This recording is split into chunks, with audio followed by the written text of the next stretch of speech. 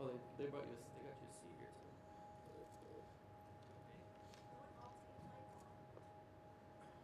Doors off in case I need them. I'm gonna sit. I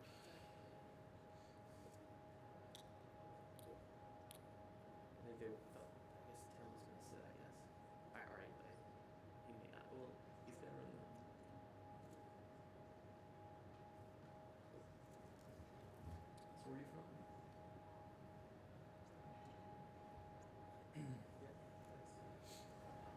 Hello, everyone. I guess we're all set. You know, I asked for the big room, and I'll just have to settle for this, so I apologize.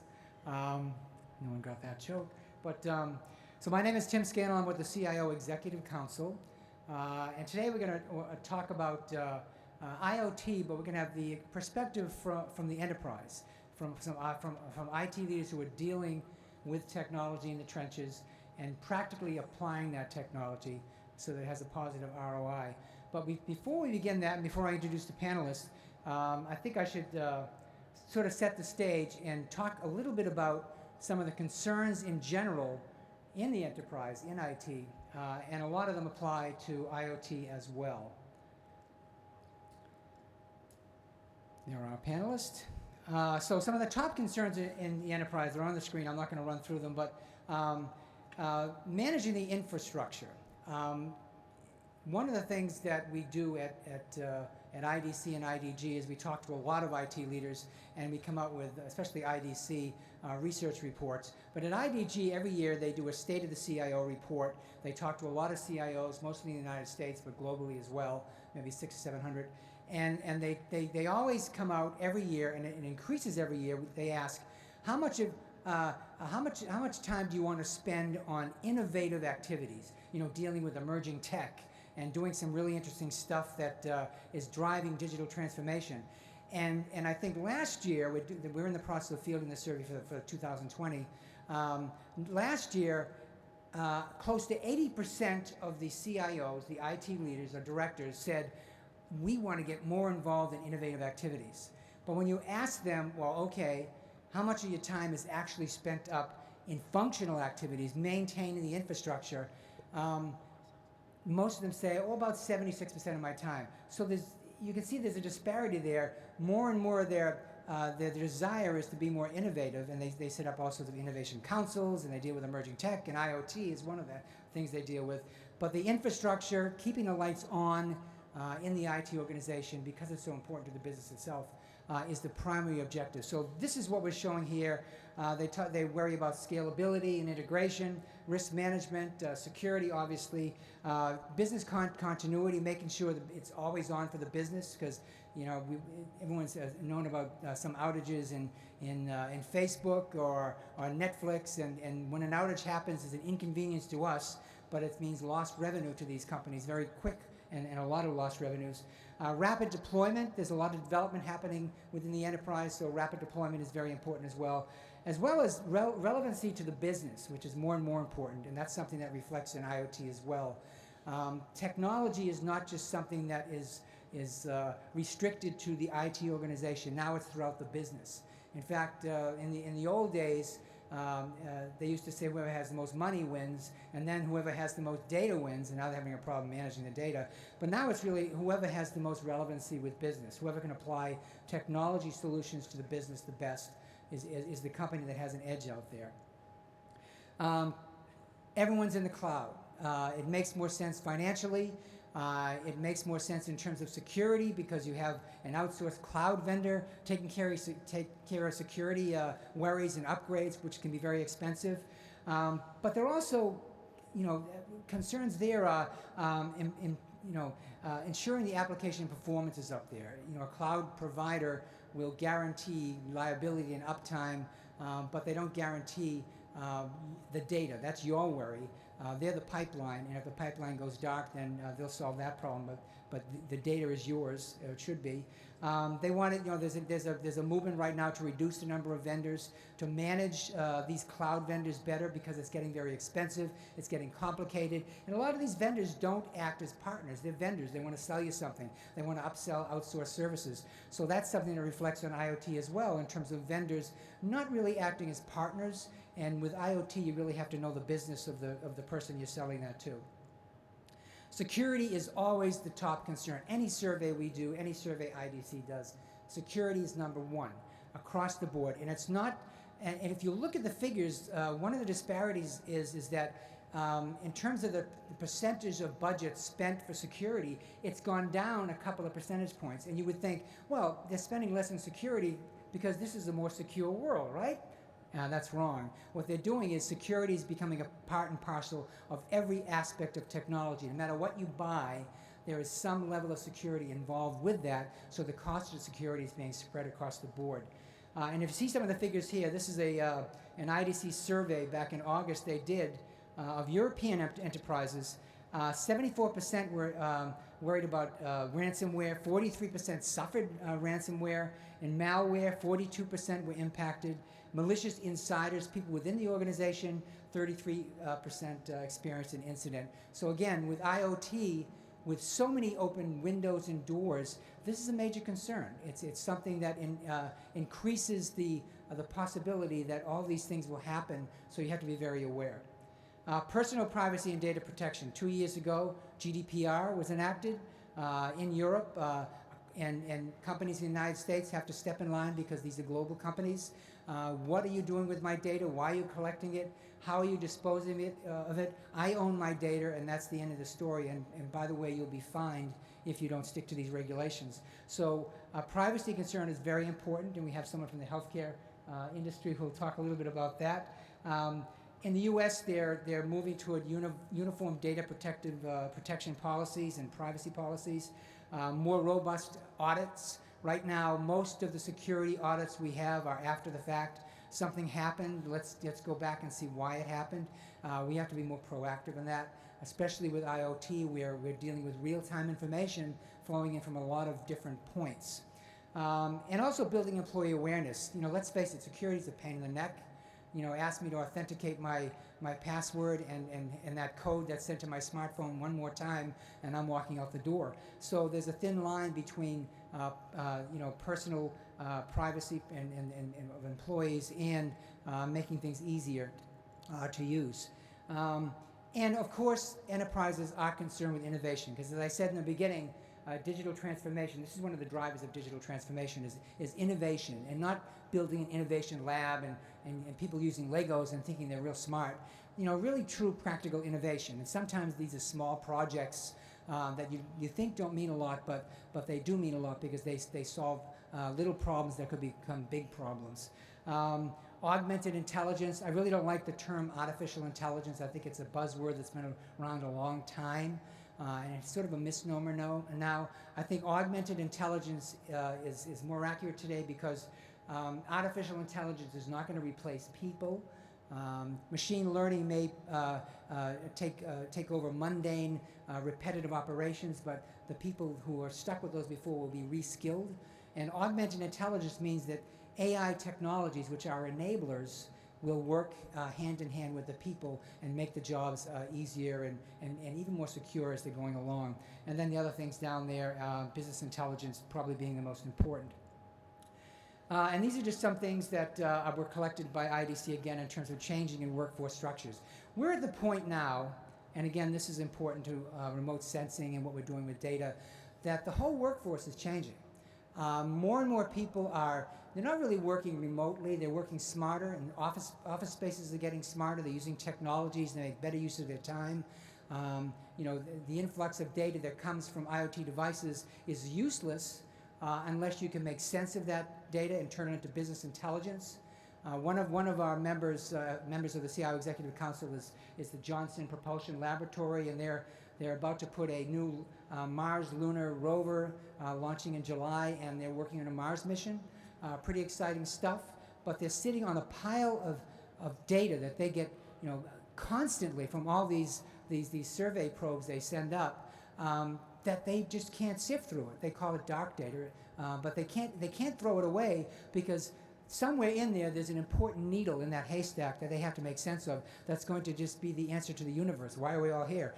But this mountain of dark data is getting more and more, and that's just not for them. It's every organization. And we're at that point now. In fact, I was at an IoT conference a few months ago, and they said we've pretty much solved the technology problem of IoT, but the real issue is data intelligence and how we do that. So that's what that slide says. I'm not going to go through that in terms of compatibility, but these are concerns that are on the IoT side as well. Identifying the value proposition. What's the ROI of IoT? I mean, we can put as many sensors as we want in a company and hope that it's impacting the supply chain in a good way. But I think you have to know that ROI, and a lot of times that they're not thinking of that. They're thinking that, well, these things are really cheap. We got to be there, so let's just apply it, and we'll solve the problem of what to do with the data later. Security, as I mentioned, is very important. Compatibility with legacy systems. There's a lot of legacy systems out there. You know, getting back to this Mars lunar project, you know, I asked the question of one of the engineers last week when I was talking to them, and I said, well, it must be a pretty fantastic processor in there because the AI system can move 5 times faster than current systems. And they said, no, it's just a Pentium 1.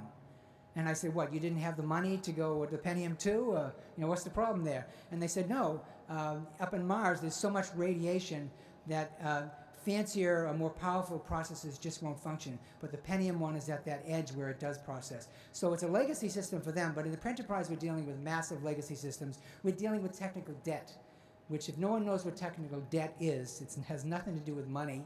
It has everything to do with taking shortcuts with the technology. And in some respect, that's happening in IoT and sensing too, when you don't really know why you're applying the technology. So you're taking some shortcuts because you know you have to be on the cutting edge as a marketing spiel and not necessarily as a real practical application. And then finally, establishing that financial case. This is a quote from one of the CIOs at the MITRE Corporation. They actually have multiple CIOs and one of our members. And basically, it's very true. In most cases, organizations aren't prepared at the speed at which this is happening. It's happening at an incredible pace. This is stuff that keeps CIOs up at night in terms of keeping up with the technology and making sure it's applied properly and it fits the solution scenario and the roadmap you have. So our speakers today, like I said, we have a great panel. Starting from this, my left, Sumita Yadav is with Catholic Health Services of Long Island. She's a doctor, and she is very much involved in healthcare. She's not really heavy on the technology side, but she's here today because she's somebody who's going to be impacted by anything that happens that we're talking about today. So I thought it was important to have her. Then we have Nicole Raimundo, who is the CIO of the town of Cary, North Carolina. So we're talking about smart cities. We're using IoT, mobile and wireless applications. So, and Cary is really at the forefront. It's been doing some amazing things in terms of smart technology, and Nicole has talked about that several times in other conferences. And finally, Doug Saunders. He was in the previous talk. That's why he does not have that headset permanently embedded in his face, but he's with Advanced Disposal Services. And I think this is interesting because everybody knows we have an environmental problem with garbage and waste. Well, he's in the waste management business, so they're doing some really exciting stuff in terms of waste management, in terms of the application of IoT to make things more efficient, but also to make them applicable to your daily lifestyle and save you a little money in the process. So what I'm going to do is I am going to turn the podium over, or the mic over, to Doug first, and he's going to talk a little bit about what he's doing and sort of a 3 or 4 or 5 minute overview, so we put things, give them a little context. So with that, Doug, why don't you take it away? Sure. So good evening and welcome. So Doug Saunders, the CIO of Advanced Disposal. We are very much using IoT technology to do quite a few things. First and foremost, we want to get our people home and keep them safe. So lots of video and sensor type devices in vehicles, big fleet, a lot of yellow iron at landfills. So really around safety. 2, we're leveraging IoT in environmental capacity. We monitor landfills and recycle stations and transfer stations, and just from an environmental compliance, leachate, groundwater, odor, etc. And then third, we're looking at customer experience revenue. So how do we leverage data from IoT technology to really develop different business models to differentiate ourselves from our competitors? And so taking data from, the Uberization of trash, where we, instead of picking it up 3 times a week, no matter if it's full or not, sensors in cans, cameras in cans that will tell us it's full, automatically route trucks to come pick it up, and then obviously bill for the service without any human intervention other than obviously the driver. And so those are the types of things that we're working on in the IoT space to really differentiate our company from others, to keep the environment safe and to keep our employees and the community safe that we work in. And then there are the landfills as well, which Mhm. I think is a huge problem. We're running out of landfills, no place to put the garbage. China doesn't want it anymore because we're just not sorting it well enough, and it's not economical for them to be a dumping ground. And what you see, when you have a landfill, you really can't build an apartment building on there. It does something to the kids, and I guess people are concerned about that. But they're finding other uses for the landfills. But what Doug is doing, he can probably tell better than I can, is eventually what he's doing in terms of trash collection and monitoring at the trash receptacle level could be applied to how much is going into the landfills, if I'm right. Yeah, so the contamination problem around recycling is huge. The commodity itself that we resell generally to China, they're rejecting that. So a lot of our municipal customers who we pick up a town of X, Y, or Z are saying we don't want to recycle anymore, which becomes even a more massive problem.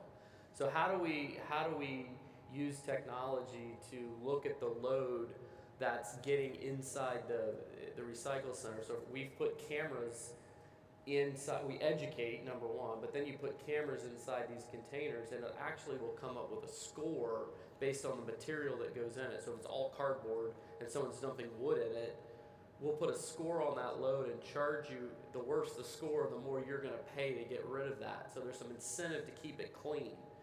And there's a big diversion program around landfills. And it depends on where you are around landfills. Like, so if you're in Texas, there's more landfills than you know what to do with. And in the Northeast, not so much, right? So those get railed down to the Southeast. But really trying to keep things out of the ground. But I think the bigger question is what we're consuming, and the garbage that we're creating, especially in developed countries, is twice as much as as developing countries. So also looking at our personal behavior and how that can positively affect the environment by not letting me pick it up would probably be another way to solve that. Okay, thank you. Okay, Nicole? Sure. So I'm Nicole Raimondo. I work for town of Cary in North Carolina. We are about 170,000 people strong, growing every day. Cary's an interesting place in that only 3% of the population was actually born there. So it is all transplants moving to the area. Most of them are working in high tech or some type of biomedical science work. So we have a very highly educated population, which for me I always say is a double-edged sword, because I can't really get away with anything because they're going to question it. So for us, we've been doing a lot of work around smart cities. We started about 3 years ago, and the way we wanted to learn about it was we essentially took our campus, so our town hall campus has everything in it that represents the town, just on a much smaller scale, and it allowed us to test different applications, different devices, and figure things out before we would ever deploy them town-wide. So for us, it's been a great learning experience, especially as you guys have, I think, mentioned security and privacy and some of those issues. We are very fortunate in the location that we are, that we do have great partners. Tim, you mentioned that earlier. So we've had partners early on that have helped us in this space. So when we talk about IoT, if you think about it in the smart city space 3 years ago, I'm going to be honest, no one really knew what they were doing. Fast forward to today, and it's much more advanced, although everyone is trying to figure it out. And some of the learnings for us have really been around thinking about the connectivity, right? So lots of cities went out first and they did lighting, or they did very specific verticals of infrastructure that they put in, whether it was sensors. And figured out that none of these systems talk to each other, right? So the age-old problem that we had before we decided to go into IoT, where our systems didn't talk together, we were just actually making it worse. So figuring out how to work with applications, making sure that they have open APIs and that we can get the data moving towards a platform strategy has really been instrumental for us. We are now embarking on regional projects. So as much as I would like to think that everybody lives, works, and plays in the bubble that is Cary, that is not true. Actually, to be honest, I started thinking about my own life and how is this going to help me out, and realized I live in a different town. I travel to Cary for work. My children go to school in Raleigh, and then I'm often in a different location, as much as you all are, with children, taking them to practice. So when you really think about IoT and smart cities and where that greatest impact is going to be, it's really going to be at that regional level, and then keep going out as you get to a state level and beyond, because emergency services don't happen just within a town or city specifically. Flooding doesn't happen just within a town or region. So it's really thinking about how to work much broader. It's something that's difficult to do, right? Because you're now not thinking just about your own town or your own community. You're now taking yourself up a level and working together. We have a program that we're doing with 6 other communities around stormwater. Flooding is a big issue, not just for us, we know for everyone. And so being able to collect that data and alert whether you're downstream or someone's upstream, that flood is going to be critically important. The other pieces we think about, if we were to have a hurricane, which we do often, and infrastructure goes down, the likelihood that one of those 6 communities is still going to have some sort of connectivity, right? So we're still getting data, and we're still getting information that we wouldn't have before. So it's really now thinking beyond just the bubbles that we live in, because that's not going to have the greatest impact. It's great, but it's not going to have the greatest impact. The same we talk about, we've got connected vehicle pilots. They need to scale out in order for them to really get that return of investment, and really to make it a better community for everyone to live in. So, I know we're going to talk about the user experience a little later, because that's important, because as I always say, you have to work backwards in terms of your solutions, because it has to have a direction, and who it hits is important. But what about, I mentioned vendor management early on. How can you balance and juggle all those vendors, especially when you're dealing with the possibility that whatever is pitched to you or installed may not work, even though you're trying to learn lessons from other cities and towns? How do you trust them and get them to work as partners?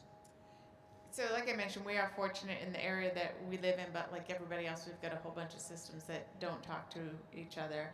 And so for us, we really embarked on a platform strategy. So we've worked with specific partners in order to move our applications on the platform. Our partners really are partners. So a lot of these vendors that are working towards building out solutions, they're not there yet. They're just not. They're not 100% there yet. So they need to learn from us as much as we need to learn from them. So there's strong value in that. When we initially embarked on our campus, we allowed almost any company that wanted to put their solution on campus, they could. So we have things like IoT rat traps from Bayer Corp. So we've got some little bit of interesting things there, but we wouldn't pay for it, right? So we were very clear up front that we're not going to pay for any service that you put in there. We all need to kind of sit down at the table together and figure this out. So I think that's been a critical piece for us to really look at those vendors and say, if you just want us to pay, then you're out, right? Because it does need to be that mutual education that you're all learning from each other. Right, that's important. Samita, Samita, you're in the healthcare industry. As I said, you're not talking from the technology side. You understand the technology, though. But you are, you're at the point of that nexus. Healthcare, it could probably make the most use of technology, more technology. And people today are wearing Apple Watches and they're monitoring their own health. You have to take responsibility for your health, and there's all sorts of things that go wrong. But you look at a hospital environment, even though there's a lot of technology, the technology we're talking about is coming in from the outside. And I think when Doug mentioned earlier in our conversation is it really begins to fly and make a difference when you are using it at the the point of action, which in this case could be the ER when there's a lot of things happening and you're dealing with issues like communications issues and privacy issues and the mayhem issues. So that's my question. How do you do it? Yeah.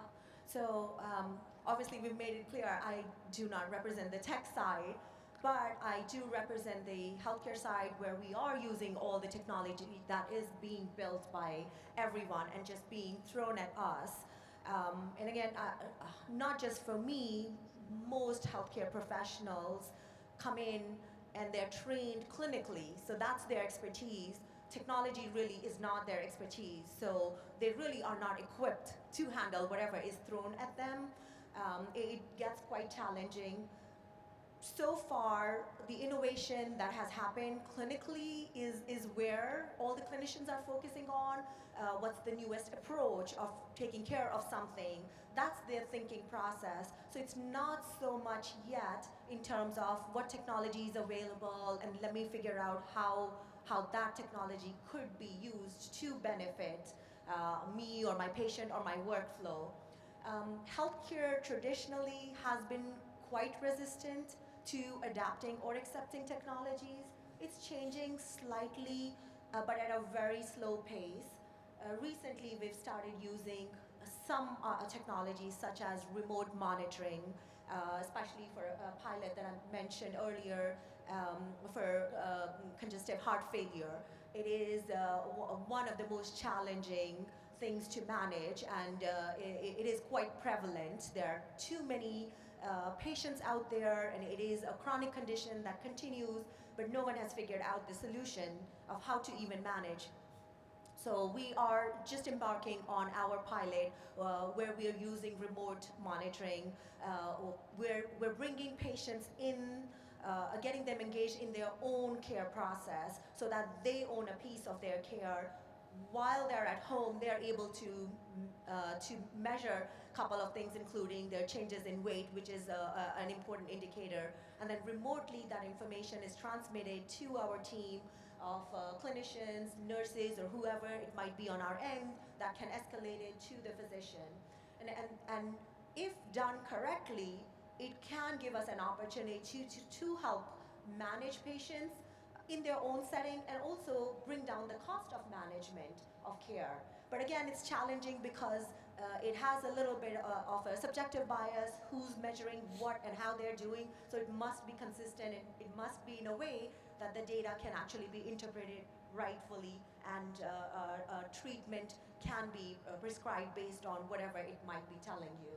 But still, the industry is very slow in adapting this. Yeah, which I think is remarkable because I've been in this industry a long time, mostly as a reporter, and one of the things I've always reported on is that doctors love technology and they desperately want to use technology, and you always say, well, why isn't it applied in the hospitals? But again, the regulations, they're very cautious about what they put in there, so it's kind of a dichotomy there. Absolutely. So if it is not approved, then you do not get paid. So if you're not getting paid, then obviously business-wise, it doesn't work out.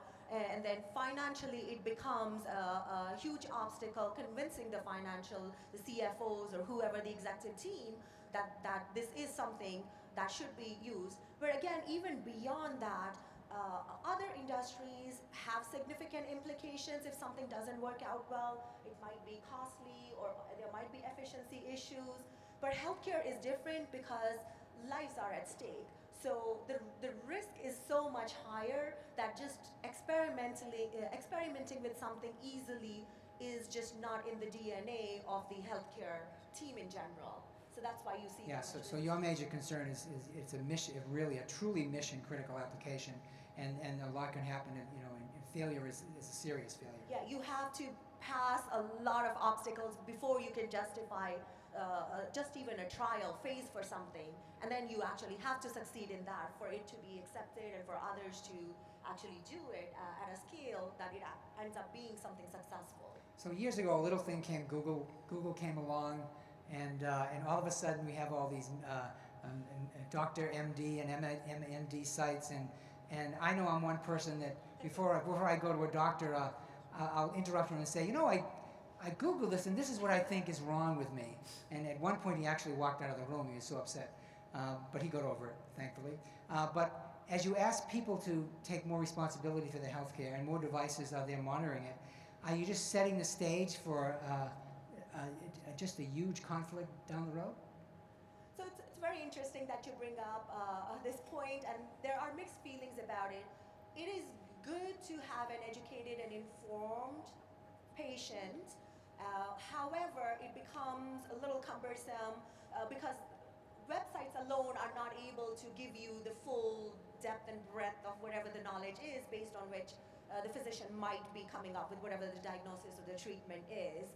So if it ends up becoming disruptive to that entire care pathway, that's when you see a little bit of sensitivity from the clinician side.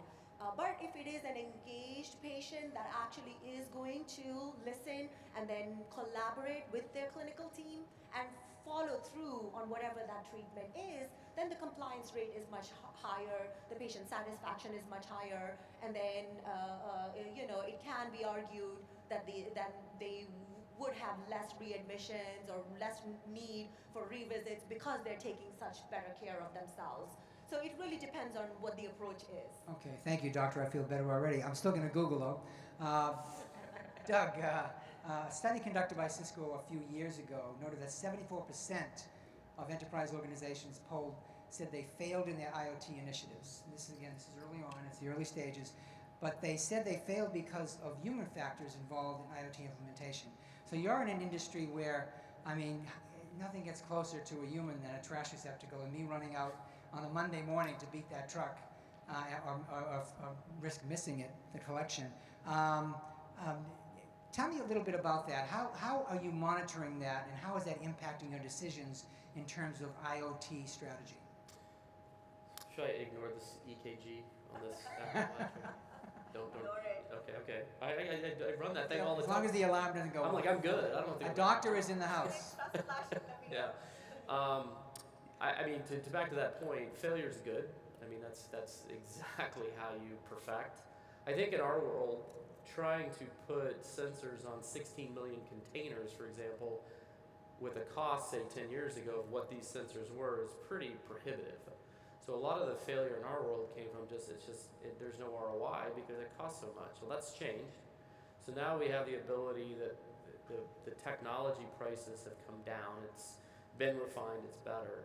And I think for us, the understanding and educating what goes in the container helps us be more environmental conscious. So I think that's really kind of something we're working on is how do you make, at the commercial and industrial level, it's much easier. At your house, how do I make this smart container so you are recycling properly? People throw pizza boxes in the recycle. We don't really want that. We don't want things, for example, anything that's such food typically you don't want. But a lot of that's education. People want to throw, wire coat hangers from the cleaner in there. I'm going to recycle, plastic. All of this just gets stuck in the machinery and causes massive problems, plus contaminates the load. So I think the next big innovation in the container space is at the individual level. Is it something you can scan and drop in? Is it something that will take a picture and tell, I don't know. But those are the things that are kind of the next, I know the big four players in the US are very focused on. Yeah, so being politically correct is the motivator, but now the challenge is to make it easier.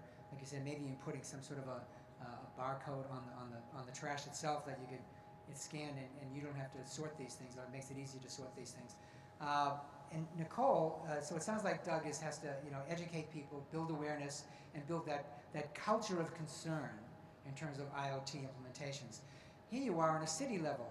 I mean, it's a very disparate group. It's a wide group, probably a vocal group in terms of money spending and all that. How active are you in building that culture of awareness, and what kind of challenges do you have in respect to that? Sure, I just did want to touch on, I feel your pain because we deal with this all the time. So we're going through Stop the trash talk. Stop the trash talk. We're going through that same process. So for us in the town, really, I think by building that lab, it gave us a physical space that people could come and learn, right? So it was done very intentionally. we have to ask for money, and it's not our money, it's taxpayer money at the end of the day. And then we need to go and get that approved by council. And so making sure that we did this by testing things out in a lab and doing it at low to no cost, we had already built in the trust. Like, that was a really good way for us to start to build in trust. We also have committees that are made up of citizens. So we bring them in. So for example, we have an Alexa skill that's tied to our work order system. So if we do forget your trash, or they forget to put it out, you can open a work order and we will come pick it up, right?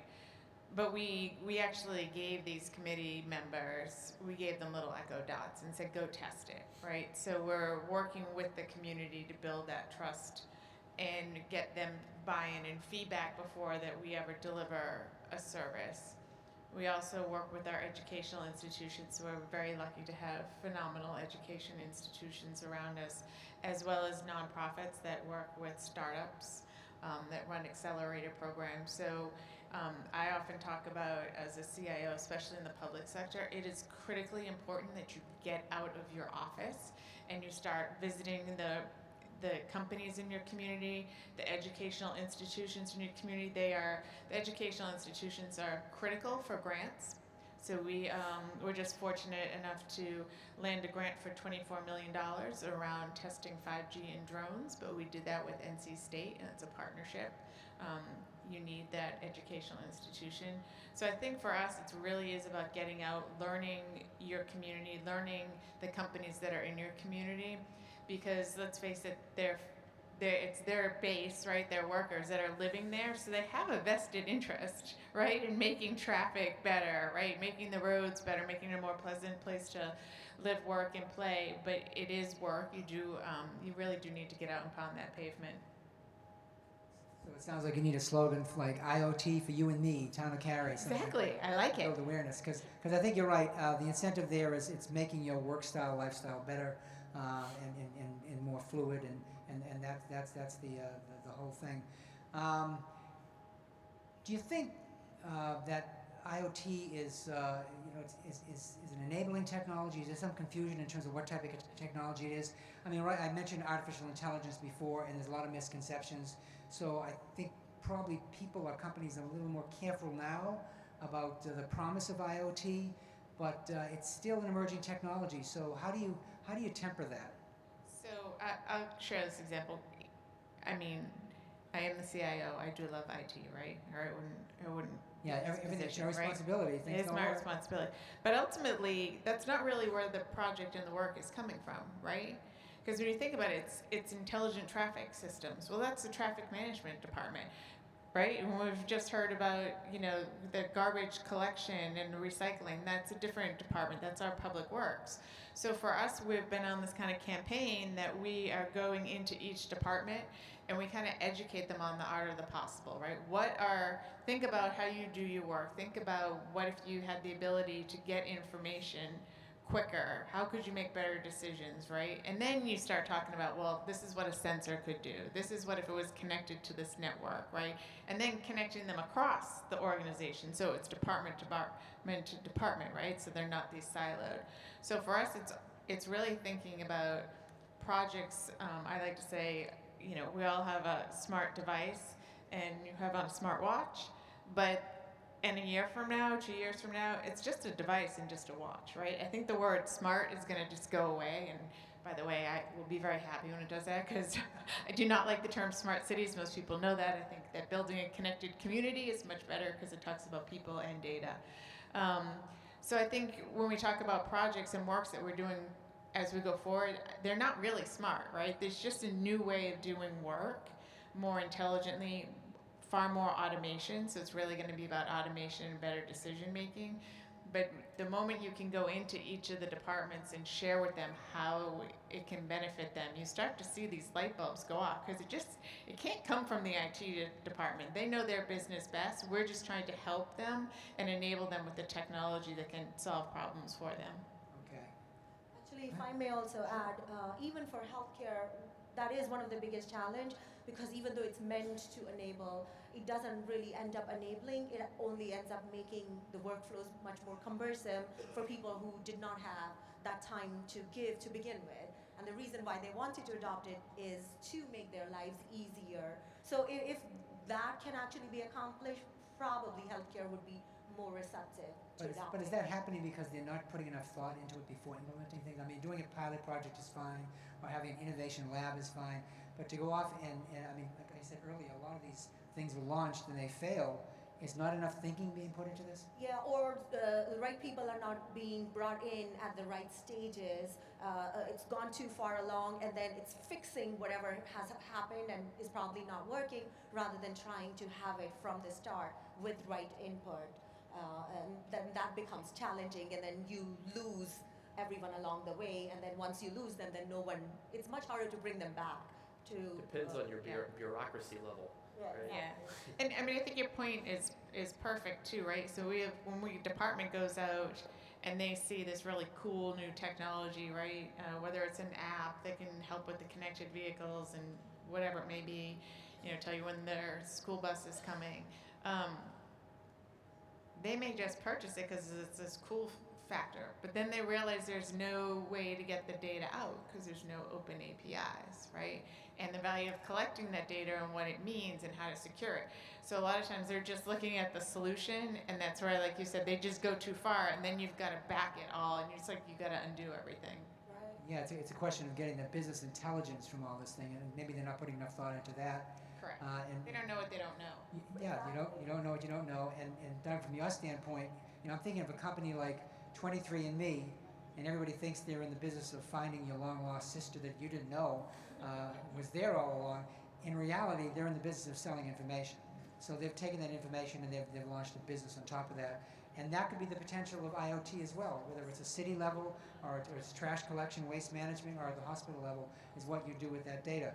So I think everybody in technology or outside of technology is familiar with the whole Facebook incident when the CEO, the founder of Facebook, had to testify before Congress, and you saw the looks on the legislators' faces when he started talking.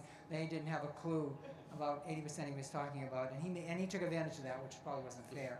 From a medical standpoint, is it possible for the regulators and the people who pass laws to keep up with everything that's happening now and will happen in the medical field?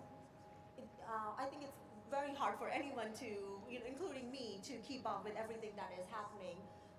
But people understand enough to be able to have some sort of regulations in place and ensure security and privacy and at least the basics. But again, that's also a challenge because the data integrity itself or the security or privacy, we haven't been able to really have it at an absolute level that yes, we attest that it is all secure. So if we cannot do that, especially in an industry like healthcare, these things become much more sensitive than any other industry. No one really wants all of their information out there and just not have any control over it. So that's where all the resistance and the sensitivity starts layering up, and it becomes a much bigger issue than it should have been if everything was done the right way. Okay, and I'll take a poll right now. How many really hate red light cameras? Have you a copy of a red light camera? Yeah, there we go. I'm sure it's much more people out there. You can't fight them. There's your photo. You're probably smiling. You went to the red light, pay the ticket, move on. So with IoT, there's going to be so much technology tracking everything. Self-driving cars might get involved. Cars are talking to buildings. Cats are talking to dogs. All I can think of is it's a great time to be a lawyer. So I'm going to throw this into you, Nicole, because obviously you're the CIO. Sure. How are you approaching, or at least thinking about the aspects of the legality of this stuff? I mean, for one, we're not going to sell your data, right? We are a public entity. We'll never do that. We don't do a lot of tracking of data, by the way, the data that we take. But I will say that one of the things that we really talk about is what is the actual data you need to capture. So we've gone through pilots, and we're like, as IT, we're like, we'll check all that data, right? I'm sure we can do something with it. And then you talk to the business, and they're like, we just need these two things. right? And it's not personal data. That the IoT Solutions Awards ceremony is about to start at the main auditorium. So we're not being monitored, right? Right. Okay. I think you win an award. If you just stay on the stage long enough. So that means we're almost out of time. So final thoughts, I'm going to start with Doug. Your biggest challenge for next year in terms of IoT? Security. How do you secure what we've deployed? I mean, it's tricky. It's especially at the IoT level. So I think that's top of mind for us. Okay, Nicole. It's always going to be security, but the other thing is really skills gap in data analysis. Yeah. Again, healthcare security and privacy are top always, but even figuring out what's useful and what to ignore, what to actually go and try out is a challenge given everything that's coming at everyone. Okay, all right. Thank you very much to everyone on the panel. Thank you to the audience. I know it's late. We're probably between you and a cocktail, so thank you very much. I thought hopefully you got something out of it. Round of applause. Thank you.